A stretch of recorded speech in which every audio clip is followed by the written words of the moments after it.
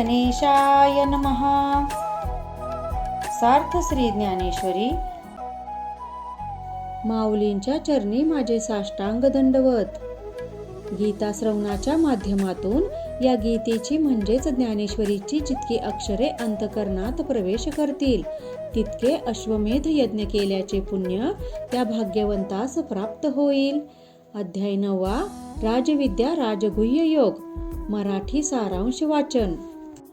भगवंतांनी अर्जुनास निवेदन केलेल्या 18 अध्यायी गीतेमधला 9वा अध्याय हा फार महत्त्वाचा आहे. कारण या अध्यायात भगवान अर्जुनास अतिगुह्य असे ज्ञान देतात. त्या अध्यायाचा प्रारंभ करण्यापूर्वी श्री संत ज्ञानेश्वर महाराज आपल्या समोर श्रवण सुखास लालचावून आर्त झालेल्या श्रोतृवर्गास मोठ्या कृतज्ञतेने म्हणतात, श्रोतेजन हो, तुम्ही माझे मायबाप आहात. तुमच्या प्रेरणेनेच हे अगाध ज्ञान मी प्राकृत मराठी भाषेत तुम्हा सांगण्याचे धाडस करतो आहे.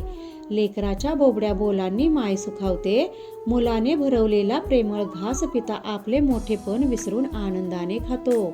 तसाच हा भाग आहे. जणू एखाद्या कसबी सूत्रधाराने आपल्या हस्तकौशल्याने लाकडी बाहुल्या नाचवाव्यात. त्याप्रमाणे तुम्ही या सर्व निवेदनाचे सूत्रधार असून तुमच्याच प्रेमाने, लाडाने, कौतुकाने आणि प्रेरणेने मी हे कार्य करतो आहे. तुम्हीच तुमच्या प्रेम प्रोत्साहनाने माझ्या हातून हे गीतामृत पूर्ववून घेत आहात. ज्ञानदेवांचे हे बोलणे ऐकले अन निवृत्तीनाथ त्यांना म्हणाले, बा ज्ञानदेवा, आता हे तुझे विनयशील बोलणे पुरे. त्या भगवंतांनी अर्जुनास काय सांगितले ते तू आम्हाला सांग. तेव्हा मागील कथा निवेदनाचे सूत्र हाती धरून ज्ञानदेव सांगू लागतात. भगवान म्हणाले, बा अर्जुना, तू माझा प्रिय भक्त असल्याने मी आजवर फार कोणास सांगितले नाही असे माझ्या अंतरीचे परमगुह्य ज्ञान तुला आता सांगणार आहे. ओल्या मातीत पेरलेले बीज जसे जोमाने फोपावते तसे तुझ्या ससद चित्तात मी हे ज्ञानबीज पेरणार आहे की जे उत्तम प्रकारे अंकुरेल अन तुला या ज्ञानाने मोक्षाचा लाभ घडेल. मी जे तत्वज्ञान आता तुला सांगणार आहे ते अतिगुह्य आहे. हे तत्वज्ञान असे आहे की जे प्रत्यक्ष मोक्षाचे निवासस्थान आहे. हे ज्ञान शिष्याच्या चित्तात असते, पण ते ज्ञान विज्ञान मिश्रित असते. गुरु आपल्या कृपेने त्यातले विज्ञान हे सहज बाजूला करून ज्ञानाची नेमकी ओळख करून देतो. ते शुद्ध ज्ञान स्वानंददायी तर आहेच, पण त्याला ओहटी नाही तर उलट दिसामासाने वाढतच जाते. कमळ चिखलात फुलते, उमलते. कमळामधला मध हा फक्त भ्रमराला मिळतो, तो चिखलातल्या कमळाजवळ असलेल्या बेडकाला मिळत नाही. ज्ञानरूपी मध आणि स्वानंदाचा ठेवा हा प्रत्येकाच्या हृदयात आहे, चित्तात आहे, पण त्याचा शोध कोणी घेत नाहीत. माणूस ह्या बाह्य जगात आपले सुख आणि आनंद शोधत असतो. जो साक्षीत्वाने आपल्या आतल्या स्वचा शोध घेत येत नाहीत ते या संसार सागरातून तरुण मोक्षाच्या पैलतीरास जात नाहीत. श्रीकृष्ण अर्जुनाला म्हणतात की, हे पार्था, ज्याप्रमाणे बीजामधून विस्तारित वृक्ष तयार होतो किंवा एका सुवर्णाच्या लगडीचे जसे नाना प्रकारचे सुवर्ण अलंकार तयार केले जातात, त्याप्रमाणे मी म्हणजेच तो परमात्मा या सकल विश्वात नाना रूपाने नटलेला आहे. माझी मूळ ओळख ही चटकन कोणास होत नाही, कारण मी कल्पनातीत आहे. सर्व भूते माझ्या ठायी असून मी त्यांच्या ठायी चैतन्य रूपाने निवास करतो. विश्व हा माझ्या मायेचा पसारा आहे. दागिन्यांमधले सुवर्ण, विविध वस्त्रामधला तंतू हा जसा एकच तसेच माझे स्वरूप आहे. मीच आदी अनंत अव्यक्त आहे. तरी सुद्धा निराकार असूनही मीच आकाराला आलो आहे. सूर्य अन सूर्याची प्रभा ही जशी एकच तसाच मी आणि ही नाना आकारांची विविध भूते तत्वाचे ठायी एकच आहोत. हे एकातून अनेकत्वाने होणारे माझे प्रगटीकरण हाच माझा ऐश्वर्य योग आहे. या योग विज्ञानाच्या दृष्टीने जगाकडे जे पाहतात त्यांच्या लक्षात येत नाही, कारण बुद्धीला निद्रेने ग्रासलेले असते. पण जो जाणता आहे, साक्षी आहे, खऱ्या अर्थाने ज्ञाता आहे. त्यालाच माझे हे चराचर व्यापून राहणे आणि प्रत्येकातला अदृश्य मी दिसत असतो.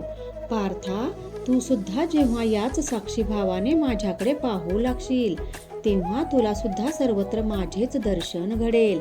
अर्जुना, मागे 7व्या अध्यायामध्ये मी तुला परा आणि अपरा या 2 प्रकारच्या प्रकृतींचे वर्णन करून सांगितले आहे. त्यातील अपरा प्रकृती ही जेव्हा परा प्रकृतीमध्ये लय पावते तेव्हा दृश्य सृष्टी ही त्या अव्यक्तात विलीन होते. या दोन्ही म्हणजेच उत्पत्ती आणि लय ह्या माझ्याच इच्छेने घडत असल्याने ज्ञानी जग मला विश्वनियंता किंवा सृष्टीचा निर्माता आणि नाशकर्ता असे मानतात. विश्वातली सर्व कार्ये ही प्रकृतीद्वारे घडतात आणि प्रकृती हे माझेच रूप म्हणजेच पर्यायाने या सर्वांचा करता करविता हा मीच आहे. अर्जुना, या जगात जेवढे म्हणून व्यवहार घडत असतात ते माझ्याच इच्छेने. सर्व गोष्टीमधले माझे असणे म्हणजे काय अन नसणे म्हणजे काय हे तू निश्चयाने पक्के कर. हे बघ, तू मला इतरांच्या सारखा मानवरूपी समजू नकोस. मला तसे मानणे हेच घोर अज्ञान आहे. या अज्ञानानेच लोकांना माझे सत्य स्वरूप कळत नाही. ते माणसाचे सारे व्यवहार आणि संकल्पना मला चिटकवतात. माझ्या मूर्त्या बनवतात, त्यांची प्राणप्रतिष्ठा आणि विसर्जन करतात. माझ्या जयंत्या पुण्यतिथ्या साजऱ्या करतात. पण अर्जुना, मी मूळचा जो आहे ना, सर्वत्र व्यापलेले एक आदी आणि अनंत तत्व आहे. मला या अशा कल्पना लावणे व्यर्थ आहे. मला मानवी रूपात मानून जेव्हा लोक माझे भजन पूजन करतात त्यामागे त्यांची काहीतरी ऐहिक अपेक्षा असते. पार्था, आता मी तुला माझे खरे आर्तभक्त कोण ते सांगतो. ऐक, माझ्या एकनिष्ठ भक्ताच्या चित्तात ऐक्यभाव असतो. तो आत्मनात्म विवेकाशी जोडलेला असतो. वैराग्याने, विवेकाने, साक्षीत्वाने तो सर्वत्र मला एकालाच पाहत असतो. माझ्याविषयी त्याच्या मनात अपार प्रेम, श्रद्धा आणि भक्ती असते. त्याला माझ्या संगतीतच इतके परमसुख लाभत असते की तो त्यावरून मोक्षही ओवाळून टाकतो. तो सदैव माझ्याच चिंतन, मनन, ध्यान आणि नामस्मरणात दंग असतो. असा माझा अनन्य शरणागत भक्त मलाही प्राणाहून अतिप्रिय असतो. पार्था, एक वेळ मी वैकुंठात सापडणार नाही, योगीजनांच्या ध्यानाने आकळणार नाही, पण मी माझ्या अशा मद्रूप झालेल्या भक्तांच्या अंतकरणात मात्र कायम निवास करून असतो. अर्जुना, हा अशा अनन्य शरणागत भक्तीप्रमाणेच पातंजलीचा अष्टांग योग हे सुद्धा मला प्राप्त करून घेण्याचे एक साधनच आहे. ब्रह्मापासून ते अगदी क्षुल्लक गवताच्या काडीत सुद्धा मला पाहणे हे सुद्धा माझ्या प्राप्तीचे एक साधनच आहे. मी माझा भक्त हा कोणत्या जातीचा आहे, तो पशु आहे, पक्षाधिक कोणत्या योनीत असला तरी मी त्याचा उद्धार करतो. गजेंद्र मोक्ष हे त्याचेच उदाहरण आहे. मी माझ्या भक्तांचे सदैव त्यांच्या मागे पुढे उभा राहून सर्व आप, ताप आणि संकटापासून त्यांचे रक्षण करतो. मी माझ्या भक्तांचा योगक्षेम चालवतो. माझ्या भक्तीने प्रेमाने दिलेल्या पत्र, पुष्प, फल, तो ह्याने मी संतुष्ट होऊन त्यांच्यावर कृपा करतो. अर्जुना, जे भक्त माझे सदैव गुणगान करतात त्यांचा मी उद्धार करतो. त्यात अगदी पापी, दुराचारी, अधम, चांडाळ, वारांगना, अनसूर, असुर ह्यांचाही समावेश आहे. अर्जुना, माझे तुला हेच सांगणे आहे की तू तुझ्या सर्व कर्म कर्तव्यांचे कर्तेपण तुझ्याकडे न घेता ते ईश्वरार्पण भावाने मला अर्पण कर. म्हणजे आपोआप तुझी या जन्ममरणाच्या फेऱ्यामधून सुटका होईल. अर्जुना, शुद्ध भक्ती आत्मकल्याणाची साधी सोपी वाट आहे. आपल्या उद्धाराकरता जीव अनन्य भक्ती मार्गावरच वाटचाल करत असतो. माझे सर्व भूतांच्या ठायी असणे आणि सर्व भूते माझ्यात सामावलेली आहेत हे ज्ञानाने ओळखणे जो जाणतो तो भेदभाव करत नाही. अहंकार मनी वावरत नाही. ते काया, वाचा, मने अखंड माझेच ध्यान करतात. असे माझे भक्त हे जरी देहाने या जगात वावरत असले तरी त्यांचे चित्त हे मद्रूप झालेले असते.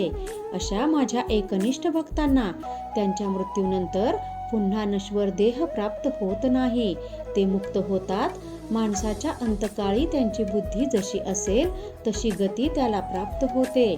अर्जुना, अरे फार काय सांगू, पण हा मर्त्य संसार म्हणजे केवळ दुःखाचा एक बाजार आहे.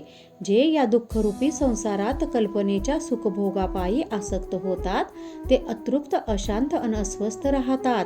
त्यांचे जन्मभर चोचले पुरवलेले विषय भोगच त्यांना पुनर्जन्मास कारणीभूत होतात. जे केलेल्या कर्माचे ओझे आपल्याच खांद्यावर घेतात ते कर्मबंधनात अडकतात. ते आपणहून आपल्याला काळाच्या तोंडी घालतात, स्वतःच अधपात करून घेतात.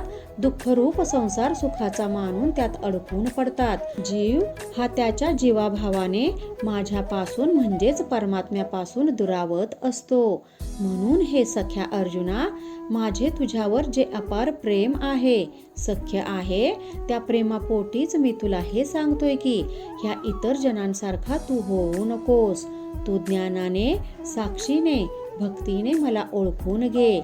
माझे विश्वव्यापकत्व जाणून घे. मला आत्मार्पण भावाने शरण ये. अनन्य शरणागतीचा, शुद्ध भक्तीचा, त्यागाचा आणि सर्वस्वाचा समर्पणाचा मार्ग अनुसर आणि खऱ्या अर्थाने माझा भक्त हो. तू भक्ती मार्गानेच मला आपलासा करून घे. मी तूपणाचं द्वैत्य दूर सार, माझ्याशी एकरूप हो. अर्जुना, माझ्यापर्यंत येऊन पोहोचणाऱ्या साध्या सोप्या भक्ती मार्गाचा तू आचरक हो. केवळ तुझ्यावरच असलेल्या प्रेमापोटीच मी आजवर कुणालाही न सांगितलेले गुह्य ज्ञान आणि हा राजविद्या राजगुह्य योग तुला सांगितला आहे. ज्ञानेश्वर महाराज म्हणतात की, श्रोते हो, हे असे गुह्य ज्ञानामृत त्या अर्जुनास पाजत असता देवभक्त अर्जुन आणि या साऱ्या श्रवणामृताचा साक्षी श्रोता संजय हे सारे जणच आपापला देहभाव विसरून गेले. ते पुढे असेही म्हणतात की, सुजन हो, पुढच्या अध्यायात प्रभू ईश्वर विभूतींची जी स्थळे आहेत ती अर्जुनाच्या निमित्ताने सांगतील, दाखवतील. ती आपण पुढील अध्यायी ऐकूया. कृपा त्या ज्ञानेश्वरीची, करून घ्या शुद्धी भक्तीने अंतरंगाची. रामकृष्ण हरी. गीता भागवत ज्ञानेश्वरी.